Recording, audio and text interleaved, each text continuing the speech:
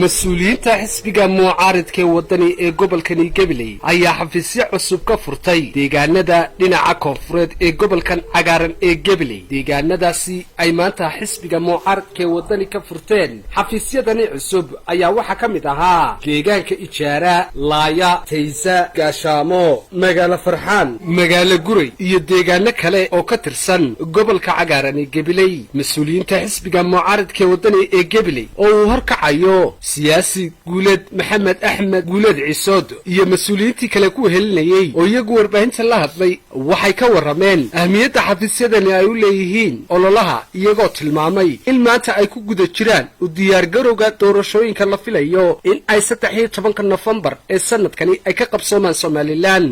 xubnahani oo iyagu ka hadlay furitaanka xafiisyadani cusub ee xisbiga mucaaridka wadani ayaa waxaa hadaladoodii ka mid ahaa. bismillaahi raxmaani raxiim. alxamdulilaahi rabbil caalamiin. horta mahadda koobaad ilaahay baa iska leh. waxaanu xilligaa maanta taagannahay waa ijaara. saacaddu waa abbaaro 6dii bay ku sii dhowdahay. nolol maalmeedkaygii saxda ahaa baanu maanta si fiican u soo marnay koonfurta magaalada gobolka gabiley. waxaanu soo marnay magaalada farxaan, magaalo guray, magaalada laydhaa gaashaamo, laaye, ijaaraanu taagannahay. waxaanu ku hawl jirnay nolol maalmeedkayagii ahaa xafiisyadii aanu ka furaynay tuulooyinka.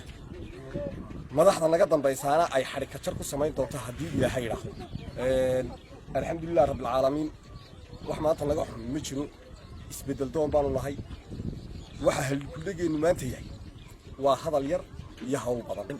sidaa uu inoo sheegay waxa weeyaan guuleed weeyaan maanta hawl waxaan ku jirnaa qaran. sadabtihiin waxa weeyaan san horey ku sheegnay xisbigu hawlihiisii weli si fiican u socdaan. halkana waxa ka mid tahay meelihii ugu dambeeyay hadda waxa weeyaan aanu hawleed dhameystirnay xafiisyadan furnay.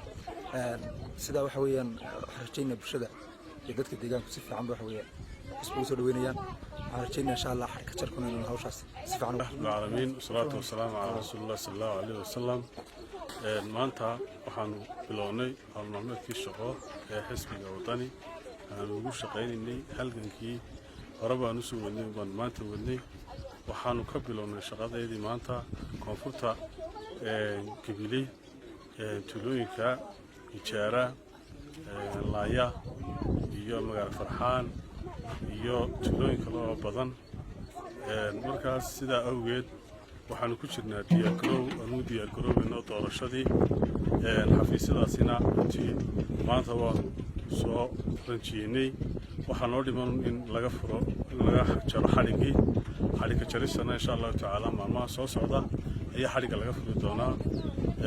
dadkuna runtii waxay u heelan yihiin koonfurta gabiley sidii ay maanta isbeddel dalka uga samayn lahaayeen, oo isbeddel uga dhici lahaa, ay ugu codayn lahaayeen, ay codkooga ugu hiilin lahaayeen xisbiga wadani oo noloshiisa.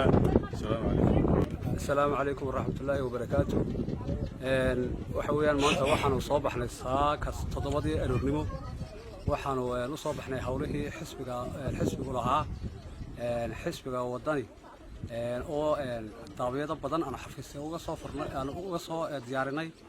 xafiisyada waanu soo diyaarinay. waxa weeyaan qalabkii iyo ranjigii iyo wixii ay u baahnayeen oo dhanba waan u soo dhamaystirnay. waxa weeyaan deegaankaas oo ah deegaanka koonfurta gabiley. waxaanu ka soo bilownay magaalo farxaan, magaalo guray, gaashaamo, laaye iyo ijaaro. iminka aanu joogno abbaaro 6dii galabnimo. waxa weeyaan tuulayaal badan baan ka soo diyaarinay iyo deegaano badan baan ka soo diyaarinay xafiisyadii. insha Allah dhawaan ayaa xadhigga laga jari doonaa oo hawlahooda toos u bilaaban doonaan. waxa weeyaan dadkuna aad bay qalbi furan bay nagu soo dhaweeyeen. waxa weeyaan dadku waxay aad ugu helayeen xisbiga rajada shacabka ee wadani. isbeddel doonka ayay dadku aad ugu helayeen. waxa weeyaan insha Allah tacaala halgankii baanu anagu aanu maanta naguma horeyso inaanu halganka xisbiga maanta naguma horeyso. muddo imka waanu ku jirnaa. waxa weeyaan sanado ayaan anagu xisbiga aragtidiisa iyo fikirkiisa ku qanacnay oo aanu taageersanay. iminkana halgankii inuu midho dhal noqdo baanu ku tala jirnaa sidaasaa insha allahu ayaan waxaan rajaynaynaa guul baan rajaynaynaa annagoo ku sugan tuulada Ijaara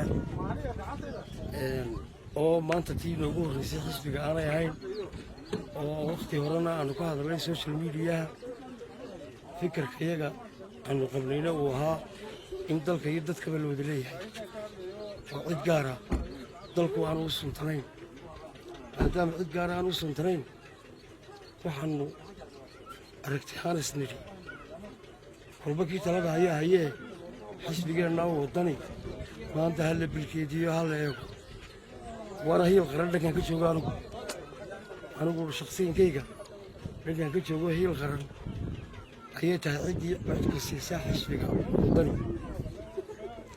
taasi waanu mar kastaba hambalyo la garab taagannahay taageerayaashiisna waanu nahay guddoomiyaha xisbiga ku qorana waa nahay insha allahu guulla waan rajaynaynaa haddii alla inagu soo ijaaraad howlwadeennada iminka noo yimid ee subaxii saaka baxay koonfurta gobolka Gabiley ku soo wareegayay waqtiga kan oo dadkii maadaama beeraleyyihiin ama dad dayrayihiin loo kala yaacayna ay nagu soo beegeen annagu oo doonaynay oo dorsitan ka ballaaran in la arko waxaa lala sugayaa